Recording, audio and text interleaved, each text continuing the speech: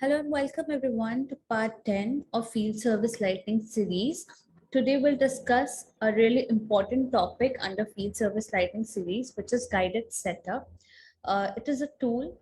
It is a tool that is wonderfully designed to make our lives easier. And for anyone who just wants to start on Field Service Lightning and does not know where to start, so this is the best place for them.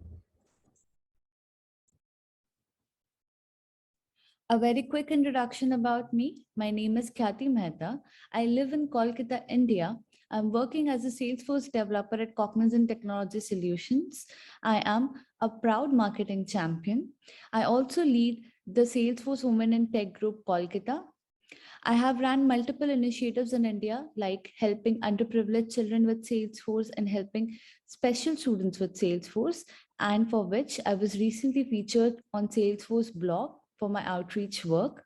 I love everything about community and helping and giving back to the community. Hence, I'm a community speaker, a trailhead mentor.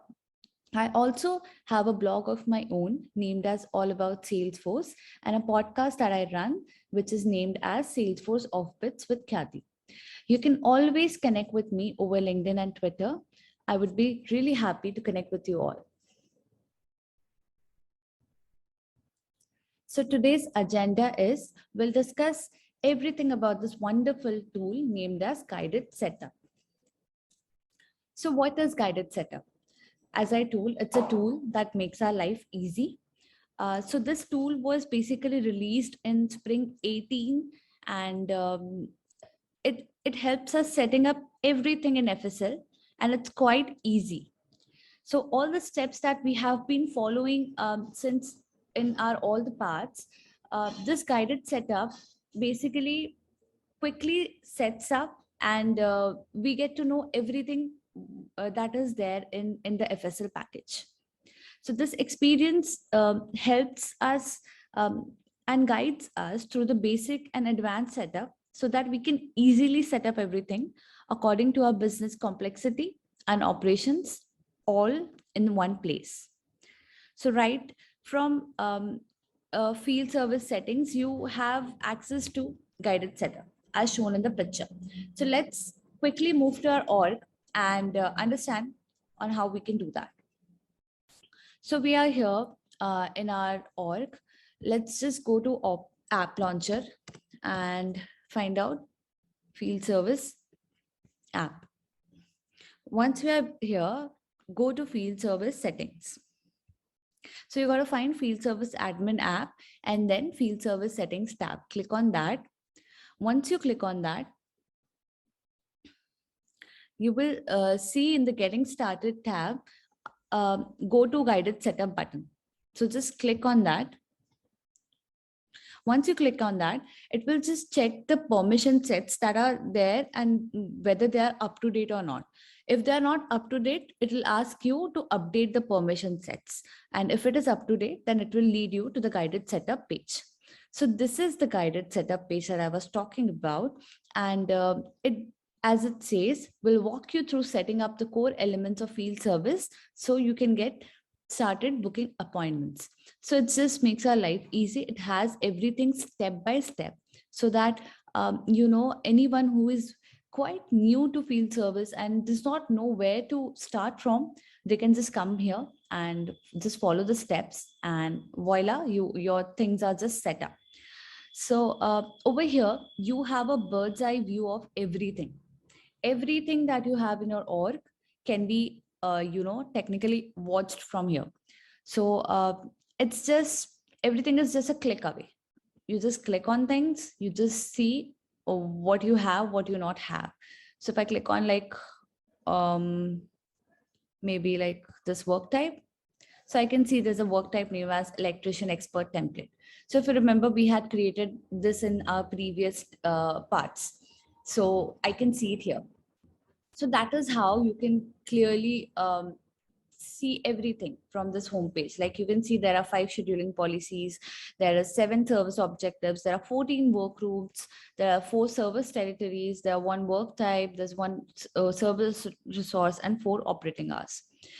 This is for someone that knows FSL and can understand what what and how this works. So basically, whenever you are setting up FSL in your requirement, as per your requirement, you would definitely first need certain territories, like certain place where the work needs to be performed. So the first step is creating a territory. All you need to do is just give a name. Just give a name, like maybe Kolkata, and just click on add. So it says duplicate record found because I have already created a place as Kolkata. Let's give it as Mumbai and click on add. So you can see now my territory is already being added, and it is asking me to put the address. I can also give an operating hours from here. I can click a new operating hour, give a name, maybe Mumbai hours, and allow appointments on Monday, Tuesday, Wednesday, Thursday, and let the time be this and click on save. So if I click on save, that means my operating hours has been given for this, like my new operating hours has been now updated. So I can just click on this and select this operating hour for this particular region. And I can also give an address if a particular address needs to be inserted. So this is how I can just create service territories to organize my workforce and ensure that the workers are assigned to appointments near their home base. So whenever we create a territory, we can define its operating hours to indicate when appointments can be completed. So operating hours basically helps to understand that these are the timings wherein the work can be performed. So if I can see there's an arrow here, and if I click on that, I can see a territory over here as well. So over here, this is the parent territory and this is the child territory. I don't see any arrows over here. That means this is the only territory. They don't have any parent or child. That this is the territory that we are talking about. But over here, as I can see, there's an arrow that means that indicates basically that India is the parent territory and Kolkata is the child parent territory of India. So that is how service territory works.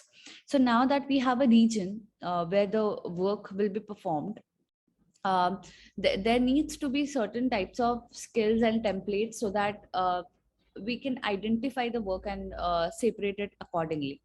So we have work type and skills for that.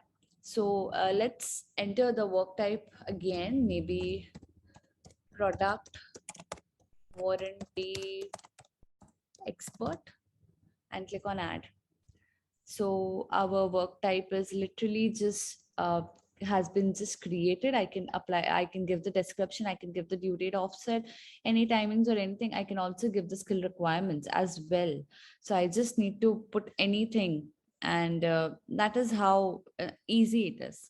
So work types are basically, you know, the templates for work orders and work order line items that basically saves our times and make it easier to standardize our field service work.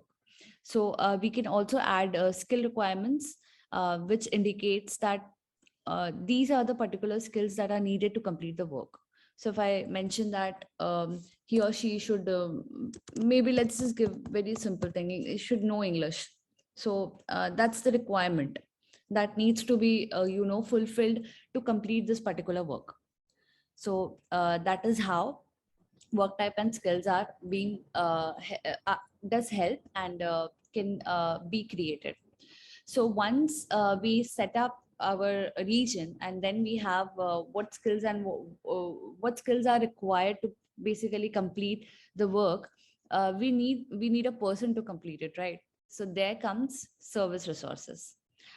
Service resources are normal user, you can say. So we can clearly see all the users that are there in the org. So I can select Alan Brown, give a territory. I can give Mumbai. I can simply click on add. So it says you're out of field service licenses. That means we don't have, like, all the licenses are being given out. So let me just try and give mine. Okay, so this says that all the licenses are being already out. So uh, it's just not helping me create it, but I can simply do it that way, and I don't have to click on anything, and this Khyati Mehta will come over here. So just because we're out of the licenses, that's the only reason. the issue is happening. So I can also click on update skills and update all the skills that are needed for this particular resource. So this is how I can create a service resource, and service resources are basically users who are assigned to the service appointments, so that these work can be completed on time, and these can also be technicians or representatives. So this is how service resources works. Now, after we create resources, there should be certain people who needs to dispatch the work, or maybe assign the work to the service resources. So there comes dispatchers and agents. I can again basically select or basically search any user, and simply click on add, and I can assign it as per needed. Like as per my requirement. So dispatchers are the ones who assign and manage service appointments, and they basically help us to optimize scheduling. They do require certain special permissions to work in dispatcher console and access field service objects. Like we need to have a FSL dispatcher license, so that the user or the person who's assigned, who you want to assign as a dispatcher, can work in dispatcher console, because these permissions are required for them to work in the dispatcher console, or else they will not be seen. So if I basically, as you remember, I had a user as Alan Brown. So if I try to search him, or if I try to click on add and assign service territories, so it says no user selected, because okay, sorry, click on Alan Brown and click on assign service territories, and let's wait for a second. So I can see that now this person has been assigned, because he or she might have the license. So that is how it would work. And agents handle inbound cases. They also create work orders and book appointments. So these are how you can create dispatches and agents. After everything is done, you would need to book an appointment, right? So the book appointment action that we used, if you remember from the tabs, this is what we are talking about here. So these are basically the slots that are available. I can simply find out what slots are important, and how can I select, and I can basically select my any default uh, policy and operating hours for maybe Mumbai hours. So I hadn't given any slot, but this one Friday. So I can basically see that the slot is available, and I can customize, or I can select the operating hours that determine the arrival windows offered to customers, and I can choose as per my requirement. The next thing is customizing scheduling policy. So as we know, it's a set of rules and objectives that guides the schedule optimizer in its decisions.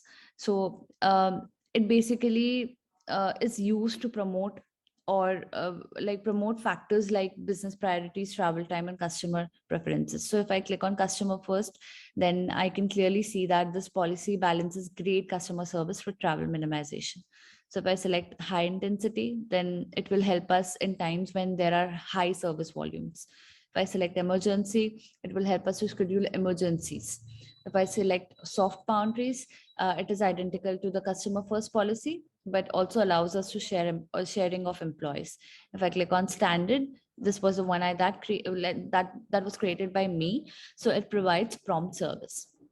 So I can basically select any I want. I can give the service objectives as well. I can just drag and drop, and I like it depends on. I can basically weight it. Like this is called the weight. So I can weight each objective to indicate its importance. So if I select ASAP, then it needs to be done, ASAP, as soon as possible. So it depends on me on how I want, and how I need, and I can basically select as per what I want. So also remember, like you can simply create things from here, or after creating them, you can simply select and go to your particular scheduling policy for further inquiry. In case you get stuck somewhere or something happens, then you can basically go to these tabs and check out what's happening or what's wrong. So you can always revisit guided setup at any time to manage your records and settings.